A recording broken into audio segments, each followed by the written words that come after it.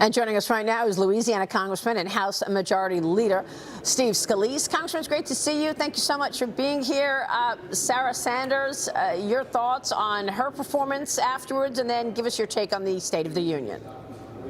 Well, Maria, it's great to be with you, and Sarah did a great job. She just is getting started as governor of Arkansas, but of course we know her from the Trump administration, and and she's a new generation of leadership in the Republican Party. But I think it was a really sharp contrast, what she talked about and what Joe Biden had just rambled through, kind of an angry, divisive speech where he continued talking about all the old 70s adages, raising taxes, more government, baggage fees and resort fees seem to be the biggest complaint coming into the White House. But I can tell you, Maria, the biggest complaint I hear is about inflation, the spending in Washington, the open southern border, crime rampant in communities. The State of the Union is not good right now because of Joe Biden's policies, and it seemed like he just wanted to double down on it.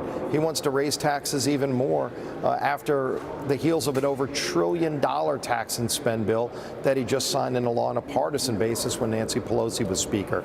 The American people are fed up with it. It's why they gave us a Republican House. In fact, when you look at polling to date, most Democrats, the vast majority of Democrats, don't even want Joe Biden to run for re-election. So, I thought Joe Biden's speech was out of touch with reality. Sarah Huckabee Sanders gave a really good dose of reality about the contrast between freedom, which we're fighting for, and this government control, big government socialism that Biden wants to hang on to. Well, the New York Post says Pinocchio Joe lies in state, mistruths in speech drew GOP heckles. There were so many things that I had taken away. Not a lot of talk about China. That was sort of the elephant in the room with the spy flight having spent so much time in America above our nuclear silos in military bases. The president was also caught lying about job growth during the speech last night, touting his administration created 800,000 new jobs. But most of those jobs were lost because of the pandemic. The president created 215,000 new jobs, if you want to get specific, Congressman. Will you be able to stop this agenda at this point in the majority? You just mentioned he wants to take taxes higher, and he attacked big business a whole host of times last night and did talk about higher taxes. Are you in a position to stop that?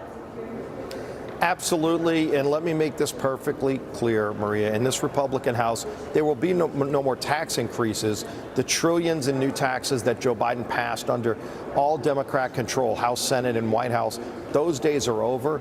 We're going to get focused on fighting for those hardworking families who are struggling under the weight of all of Biden's policies. He didn't talk about them. The fight for the families who can't get by. Most people can't afford to go to resorts, as he's worried about resort fees. They can't afford to put gasoline in their car because gas prices are 40% higher since Joe Biden took office. You know what's happening at the grocery stores, double-digit increases in the price of everything you buy. All of these problems that families are having, it seemed like they were left at the doorstep when he walked into the House chamber, and he talked about a lot of divisive issues. He continues telling this lie about Medicare and Social Security. Yeah. Maria, if you look at the numbers, when Joe Biden spent hundreds of billions paying people not to work, literally paying millions of people to sit at home when everybody is looking for workers. Those are people not paying into Medicare and Social Security. In fact, Joe Biden's policies have made Social Security more insolvent, less stable, because he's paying people not to work instead of having those people working, paying into and shoring up Social Security. Yeah. We want to strengthen Social Security and Medicare, and he told that lie on the House floor, and it went over very poorly, and in fact, in the end, he even walked it back. So I hope he stops telling that lie on the campaign trail, but it seems like he wants to revert back to the far-left tropes that he's been talking about for a long time. Well, Congressman, I got to get your take on China. I mean, it's now demanding that the U.S. return the remains of the downed spy flight. President Biden talked about China for all of 65 seconds last night, but he did not. He did have this odd moment. We have no idea what he's talking about here. Watch this. Name me a world leader who changed places with Xi Jinping. Name me one. Name me one. Did you follow that, Congressman? Yeah, I was sitting next to Tom Emmer, the majority whip, and I was looking at him going, what is he talking about? He's yelling, he's angry, he's talking about Xi. It was almost like he's jealous because there's a leader who has embarrassed him on the world stage, and Biden, for a week, looked inept. When you've got this spy balloon, literally was telegraphed days before, you could have shot it down over the Pacific Ocean. He let it run across every military base in America, didn't even talk about it last night. I think most Americans are outraged by the weakness Joe Biden displayed. Real quick, Joe. Congressman, it's now almost 6 years since you were shot on that baseball field in Virginia. I'm wondering, given all the surgeries you had, all the time it took to recover, how do you feel today? Oh, thanks. I feel great. I'm still doing physical therapy once a week to get better.